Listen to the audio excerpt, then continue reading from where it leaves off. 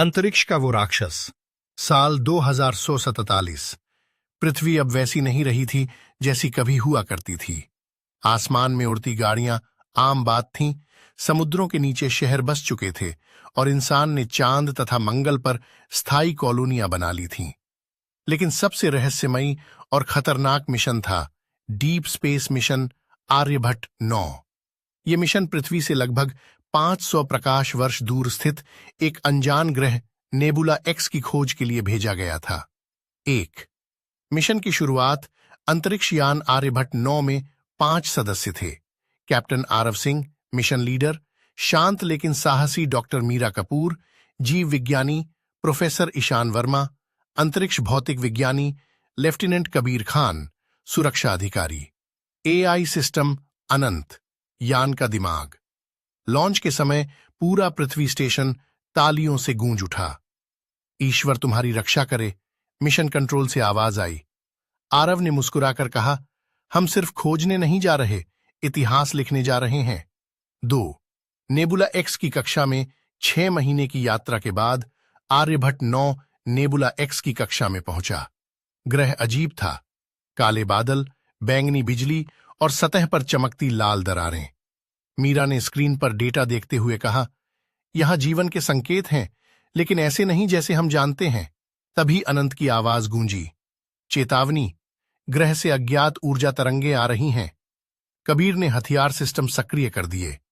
ये तरंगें दोस्ताना नहीं लगती। 3 पहला संपर्क टीम ने एक ड्रोन ग्रह की सतह पर उतारा। ड्रोन की कैमरा फीड में पहले तो सिर्फ पत्थर और धुआं दिखा, फिर अचानक कुछ हिला। एक विशाल आकृति, लगभग 20 फीट ऊंची, काली चमड़ी, लाल चमकती आंखें और शरीर पर अजीब प्रतीक। मीरा की आवाज कांप गई। ये कोई जीव है? ईशान फुसफुसाया। नहीं, ये कोई साधारण जीव नहीं, इसकी ऊर्जा रीडिंग्स असंभव हैं। अचानक ड्रोन का सिग्नल कट गया। अनंत बोला, ड्रोन नष्ट हो चुका है।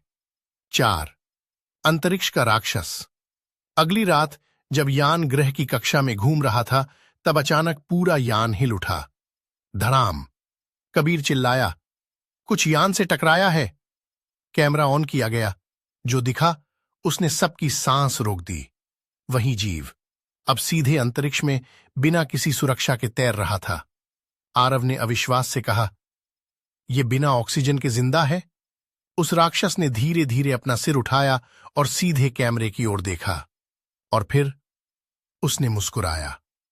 5 भय का संचार। अचानक पूरे यान में एक भारी आवाज गूंज उठी, लेकिन वो आवाज स्पीकर से नहीं आ रही थी, वो सीधे दिमाग में थी। तुम मेरी सीमा में आ गए हो पृथ्वी के बच्चों। मीरा चीख पड़ी, ये टेलीपैथी से बात कर रहा है। राक्षस की आवाज फिर आई, मैं हूं कालग्राह, इस ब्रह्मांड का प्रहरी और विनाशक।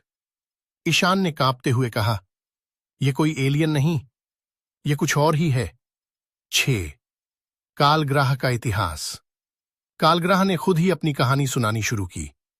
जब तुम्हारी पृथ्वी पर जीवन भी नहीं था, तब मुझे बनाया गया था।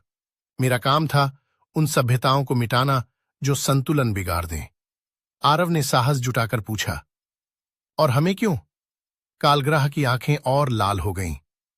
क्योंकि तुम बहुत तेजी से बढ़ रहे हो, बहुत तेजी से हथियार बना रहे हो, बहुत तेजी से देवता बनने की कोशिश कर रहे हो। 7 मौत का निर्णय। कालग्राह ने घोषणा कर दी, पृथ्वी को नष्ट किया जाएगा। मीरा रो पड़ी, पूरी मानव जाति। कबीर ने गुस्से में कहा, हम लड़ेंगे। अनंत ने चेतावनी दी, हमारे हथियार इस प्राणी पर असरहीन हैं। 8 उम्मीद की किरण। ईशान अचानक बोला, रुको, अगर यह संतुलन की बात करता है तो शायद इसे तर्क से रोका जा सकता है। आरव ने कालग्राह से कहा, हम परफेक्ट नहीं हैं, लेकिन हम सीख रहे हैं, हम बदल सकते हैं। कालग्राह कुछ क्षण चुप रहा। पूरा अंतरिक्ष मानो रुक गया। 9 बलिदान। कालग्राह बोला, एक जीवन, एक प्रायश्चित, तभी पृथ्वी बचेगी। सब सन्न रह गए। कबीर आगे बढ़ा, मेरा ले लो। मीरा ने उसका हाथ पकड़ लिया, नहीं, आरव ने आंखें बंद कीं और कहा, मैं मिशन लीडर हूं। अगर किसी को जाना है तो मैं। अनंत ने धीरे से कहा, कैप्टन, मानवता आपको याद रखेगी। 10। अंतिम क्षण। आरव स्पेस लॉक की ओर बढ़ा। मीरा रोते हुए बोली, आप ही तो उम्मीद थे। आरव मुस्कुराया, उम्मीद मरती नहीं मीरा, वो आगे बढ़ती है। एयरलॉक खुला। आरव अंतरिक्ष में तैरता हुआ कालग्रह के सामने पहुंचा। कालग्रह ने उसे देखा और पहली बार उसकी आंखों में दया झलकी। 11। चमत्कार। कालग्रह ने कहा, तुम्हारे भीतर भय नहीं है, केवल उत्तरदायित्व